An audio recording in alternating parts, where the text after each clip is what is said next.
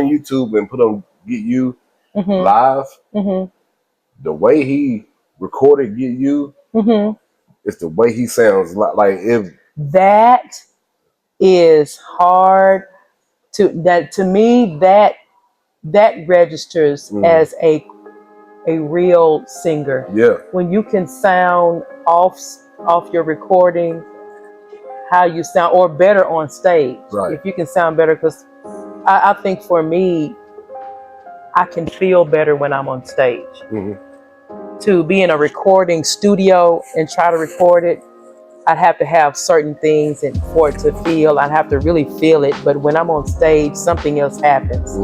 So another one of my male artists of all time for me, because of the era that I grew up in, is Marvin Winans. Oh, I've got to be him. Gotta be him. Passion, relationship, and voice. And then not only that, and then his sons have come along and taken, because we're from the era where there was the Winans, right? And their sons have gotten into a group and they did, that song, It's All God. It's all God. I've got money in the bank.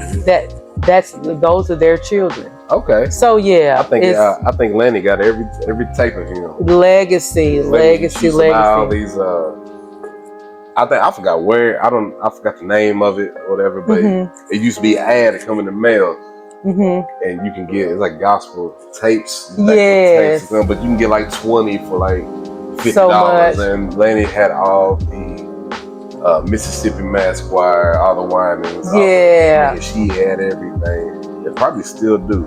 Yeah, and, that's how I heard a lot of the names. Commission. Fred Hammond. Yeah. I know you said singers and vocalists, but for Fred, he's a passionate writer. He connects with passionate writers. He sings the songs. Then bass playing, he plays the bass. It's just, we grew up on him too. But Commission, how can we sing when we're in a strange land? How can we face diversity? Oh, those harmonies. That's another thing we don't have a lot of harmonies anymore. Oh man, everybody want to be out on their own. And they ain't. I think the Beatitudes, our family. They got the best harmony. Man, I love hearing them sing. They do. I love hearing them sing. Do. I love hearing all the Grace family sing. There's something about the Beatitudes. Yeah. They just got this vibe to them. It's a connection. Yeah. All first cousins. I sung with them one time and I was like, oh my God, it was so much fun and that's what's up. Connection. It's a soul. Right. It's a family soul thing, and I love it. You can tell the family been singing for years. Yes. And they always trying to get me to go up there, but I can't sing. But it just, I love watching my people sing. That's y'all. That's y'all stuff. I love it. I wish they would have recorded something. I know we still can. We still can. We just got to get together. Right. So speaking of singing, how did you get started singing? How you get started playing? And what all can you play? Oh my God. I started singing. I didn't start singing till I was probably about 14, 15 years old. And that happened because, of course, we all grew up in church. But that happened because my sister was supposed to sing on this program. I was always the type of person that, I'll play, you sing, or I'll play, we sing together. I could always teach parts. That's when I started singing, about 14, 15. I was like, I'll play, you sing. I didn't really want to be in the forefront. But she didn't show up for a program or something. And my pastor at home, Bishop Sherman married, Elder Sherman married at the time. Oh, I was so mad. He was like, he literally got up in the mic. He's like, well, Sister Tiffany's not here. We're going to have Sister Toya to sing a song. I'm like, what? I don't sing. Right. And because for me, I thought, my thought process at the time was, I can't play this organ and sing at the same time because it takes coordination. So to this day, when I see other people do it, I'm like in awe, because that's not something that's easy to do. Right. To play and play correctly, and then to sing the song. And then on that, I was on top of that, I was on an organ, so I had the foot pedals. Oh my God! I was like, why did he do that? So the only song I knew how to play and sing comfortably for my comfort level at the time was "Let Me Tell You How to Move a Mountain." I was singing and playing the song in church, and the Holy Ghost hit me, and I didn't know I could sing high notes until I sung that song. So yeah, that's when I started singing. Now playing, I started playing piano when I was piano, and it was a little organ, but piano and organ at 4 years old. 4. I am a child prodigy, guys. What's up? My mom, we grew up in a church in Nashville, Tennessee. At the time, I have to brag on the church I grew up and say they honestly had the best choir in the city, hands down. We had David Battle as our director. At the time, he was a Tennessee State University student who was majoring in music and band, and he was conducting. And so I grew up hearing the best of music. I really did, the best vocals. We did all James Cleveland songs, as far as, I'm saying we, because I wasn't singing in nothing at the time. But my mom, she was in the choir. And they learned a song one rehearsal. You know, that was back in the era where you took the kids to rehearsal with you. And looking back on it, I can tell when something special was going on in the room, because all of the kids would come upstairs and come listen to the choir rehearse. So this particular night, they were learning this song called "I Believe in God, He Is So Real to Me." And I remembered it. I didn't know that, I didn't realize that I remembered it like that. But I got up one day, my mom was in the kitchen talking on the phone, and I came in, just to go back a little bit, my grandfather had bought this, my grandfather and my grandmother had bought this little organ for me for Christmas. And it's like, well, y'all have to come get it. So it was sitting up in the kitchen for a while. But this one day I came in and played this song that my mom had rehearsed at choir rehearsal on a Thursday. And I just played it like I could hear. It's like, all I could describe is my ears popped open. I don't know how, but at 4 years old, I just knew this is how this song goes. Nobody taught me how it went. I could play the chords. I knew what key, I didn't know that the keys were A, B, C, D, E, F, G, but I could hear and say, this is that, and I could play this song. I played this song not like kids would play it. I played that song how it actually went. And I knew I didn't know then, but I knew I had did something different, because my mom, all of a sudden, she got off the phone. She asked me 50 questions in 1 second. How did you do that? What did you know how to, what did you, I was like, okay. And all I could describe was that my ears popped open. So that's how music started for me. I had a really good music foundation at church, and then going to school, going into high school, I was blessed with, let me retract a little bit. After that, my mom felt like, okay, with this going on with you, maybe you need piano lessons. She took me to a piano teacher, and I would you know, I would follow her instructions and do what she did. But the issue that the piano teacher told my mother I had was the problem with I have with her is if I play it one time, she's got it. So she's not going to look at the book because if she hears it, she's going to play it.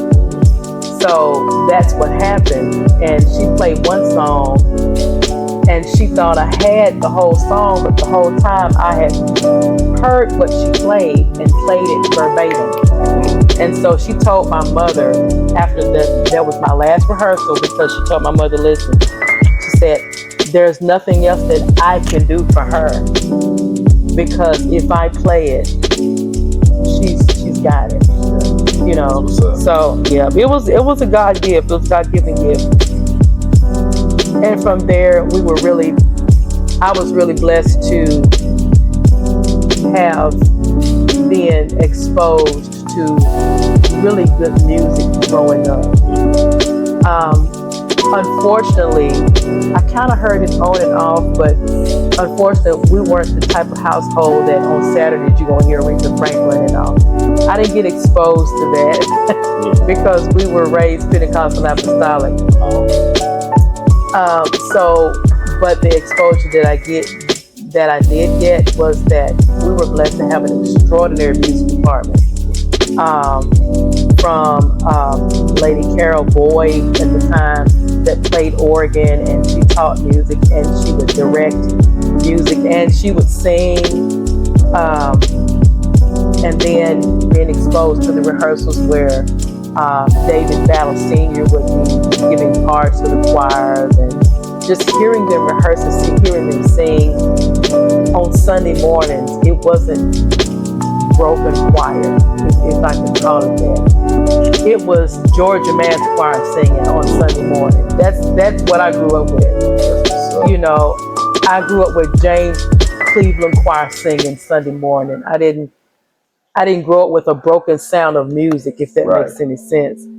So I know what music sounds like. Right. And that's what I was exposed to. And from there, I played keyboard, organ.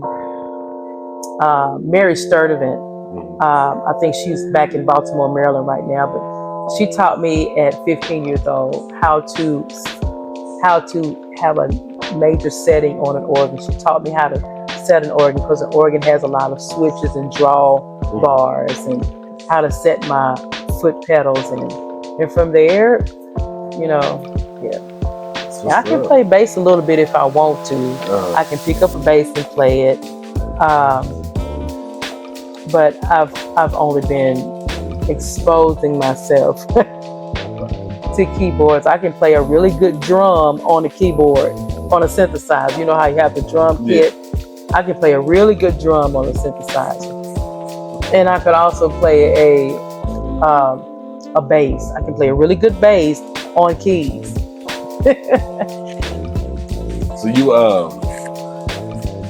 So do you, which I know you love singing, are you trying to get signed, or not necessarily? Where are you trying to go with what you're saying? That's a good question. In order to tell you where I want to go, I have to tell you where I've been. Right. I've recorded with if y'all made it this far in the video, make sure y'all like, share, and subscribe. Don't be scared. Just hit click and comment. Comment, comment, comment. Gospel choirs in Nashville, Tennessee. I've been around music all my life. I did background singing for country artists, to include Waylon Jennings, Willie Nelson. I did that at 15, 16, 17, 18 years old. Willie is cool. He is a cool dude. Willie Nelson, Waylon Jennings, Boxcar Willie. We just did one of the songs, Out in the Rain. We did a lot of, so growing up, and I did a lot of choirs. Choirs. I taught choirs. I did choir workshops. And one time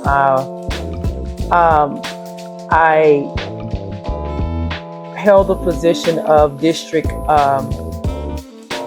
minister of music for the state of Kentucky and Tennessee Pentecostal Apostolic Young People's Union. So, and I've done a lot. Resume. Yeah, I did. I ran a department, a music department, music and media department for a church in Louisville for a couple of years. A church in a large church in Georgia for a couple of years, and then from there, I just had the desire to come back home. It's a lot, you know. Looking at the music industry, I don't ever think I just didn't have the want to be signed to anybody. I really wanted to do music on my own terms, still do. And now, for me, it's easier to do that today than it was. That's what I was about to say. Back then. Independent now is the way to go. Yeah, it's the way to go. Yeah, I don't want to be discovered. I don't have there were years that I thought I wanted to do that, but I don't anymore. You know, I just want to do it if it feels good. You know, if I'm in the right place at the right time, that's what I want to do. That's what's up. Yeah. That's what's up. I love it. You got a beautiful voice. Which I grew up with a mother with a beautiful voice. So I've been around singers all my life. I don't know what happened to me. but I can't hold a tune. But I love it. I love hearing your music. I love when you sing. You could tell your passion when you sing. What's the biggest venue you did? Oh my God. The biggest venue. The biggest venue that I've done, honestly, I wasn't on Front Street when I did this venue. I was actually singing with a group or singing background. It was a ticket on Carnegie Hall with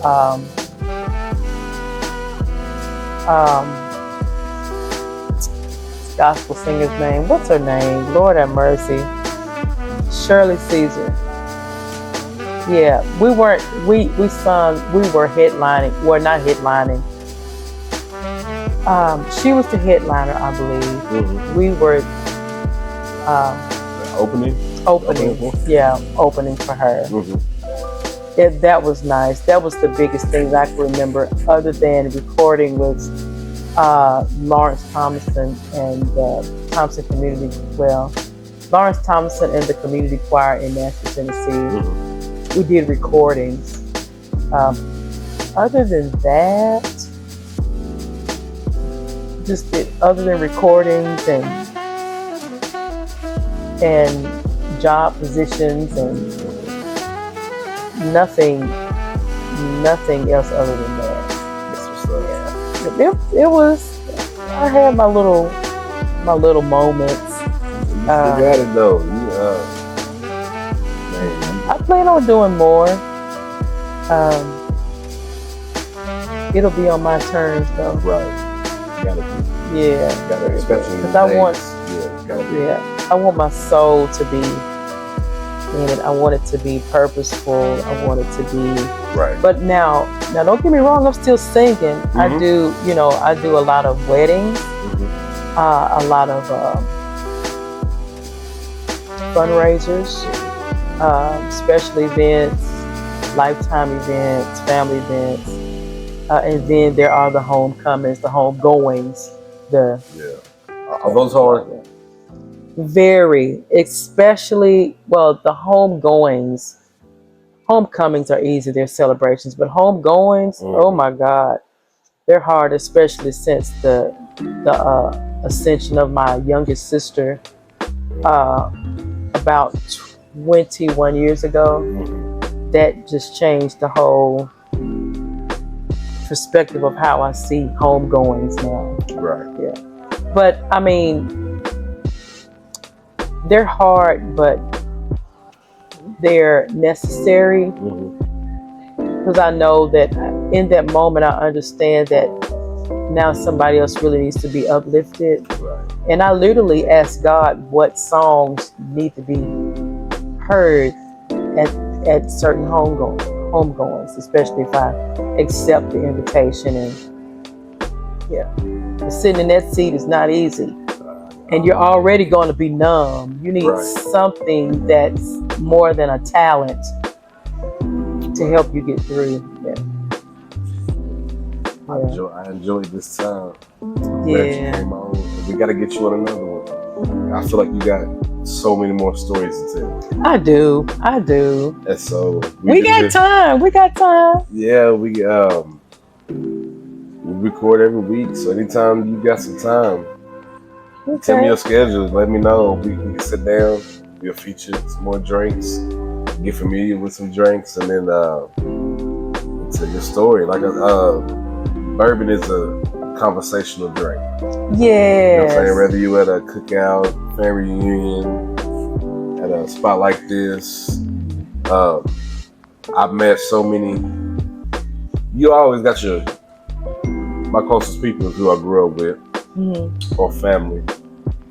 But some of the people now that's in my circle, I met later on because of bourbon. See, you know what I'm saying? And then, like, if I never would have stepped foot in this place, it's Tony, my friend Tony, and his wife, Joseph and his wife. I got so many close friends that's good people that's got things going for them. And if it wasn't for me wanting some bourbon and loving bourbon, so that's another reason why I started this channel. Because I got a passion for it, and it's something people got so many stories to tell. It is so true. Joseph was writing a book on Elijah Craig, which is a bourbon made out of Heaven Hill, and he said he wants me to be his first interview. See, if I never would have opened my mouth, like I would have never known about it. Have that opportunity, you know what I'm saying? So I love it. But I always have a platform. I'm trying to build a platform, so anytime you got a big performance you about to do, you want to promote it, let me know. Absolutely, I will, and that's coming soon. Let me know, and we'll get in here. We'll kind of see a place I want to do that at. You know what I'm saying? Hey, I can try to make it happen. The two owners, I got their numbers. We can sit down and talk about it. So, but I need to get you back on here. We asked so many people to do segments for the show, especially, and then well, my cousin. He's my cousin, but you gotta have him. Yeah, he's been more of an uncle to me, and he came to me with the idea. He said, "Hey man," he said, "we got some beautiful, smart women in our family that love to drink and love bourbon." He said, "You need to get your family on the show." And since he's told me that I've been reaching out. Trina's ready to do one. I can't wait. She's a good one. She gonna cut up. Yeah, she is. Cut up. I can't wait to get Cuz on the show. I can't wait. He wants me to talk to Joseph's wife. Yes.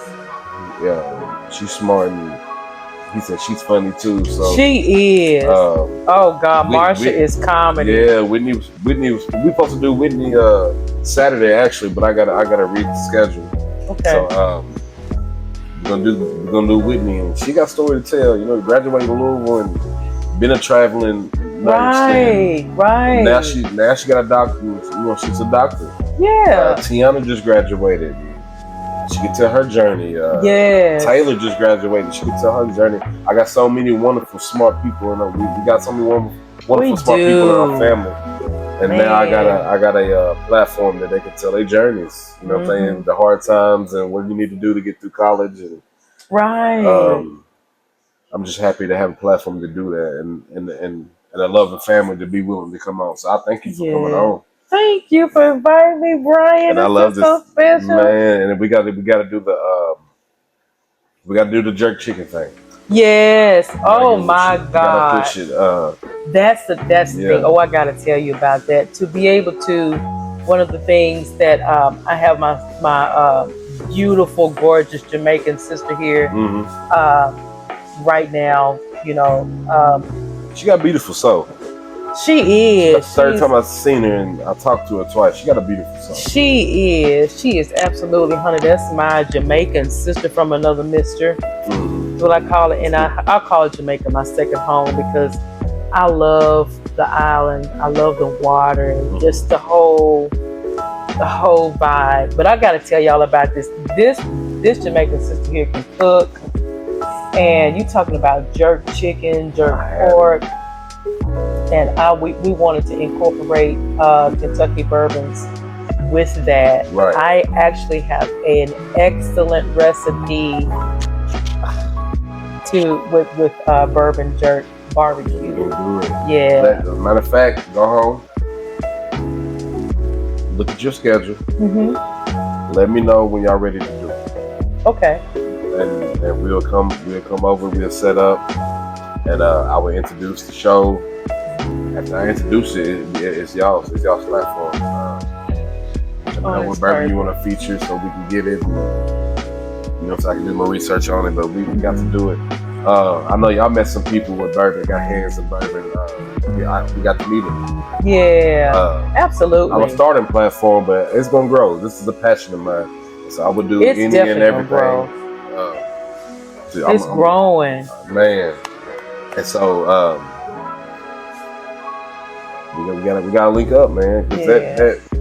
That's what's up. Y'all's vision, with y'all's jerk chicken, where y'all want to go with it, and then want to incorporate the bourbon that's right up our alley.